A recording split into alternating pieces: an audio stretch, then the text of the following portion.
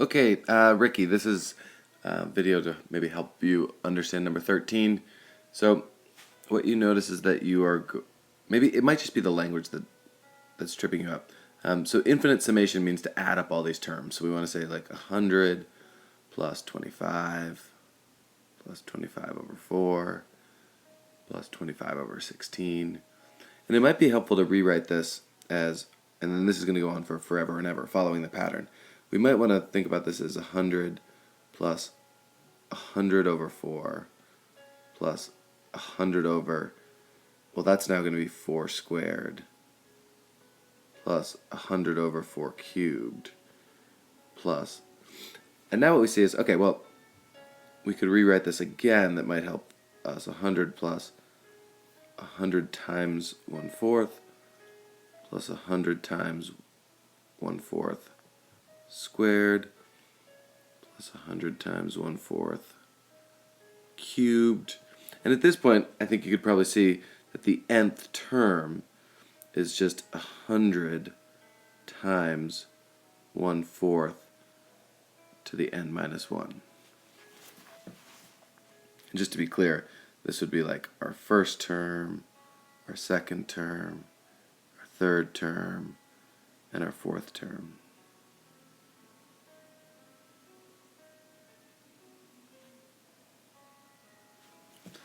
Okay, well, now that we have that, we can re-express that, all of those terms, the 100 plus 25 plus 25 over 4. We could rewrite them in sigma notation, where we're saying it's 100 times 1/4 to the I minus 1, going from I equals 1 to n. And we want an infinite summation, so we want to say, well, what happens find the limit as n goes to infinity? Let me write that a little clearer. As n. Yeah. Okay, well, this is equivalent to the limit as n goes to infinity. We can re-express this sigma notation because it's a geometric series. We've got some starting value and some growth rate. We have an equation for this.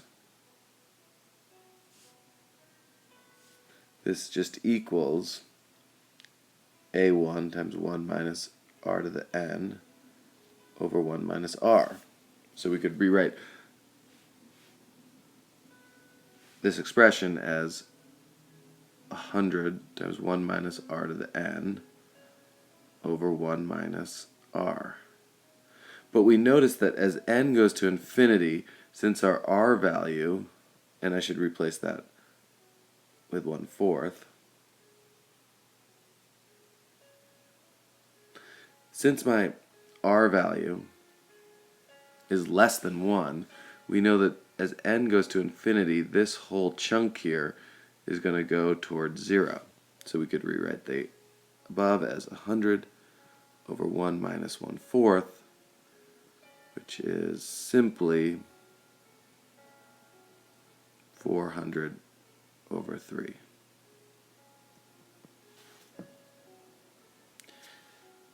Ricky, is that you need to first, identify as a geometric series. And then once you identified it as a geometric series,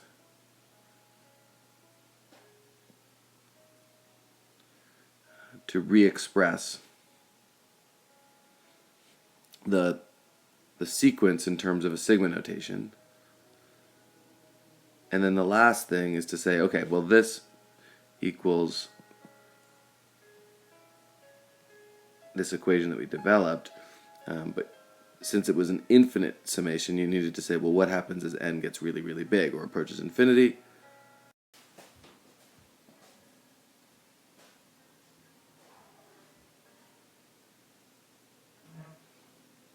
And so what we see here is that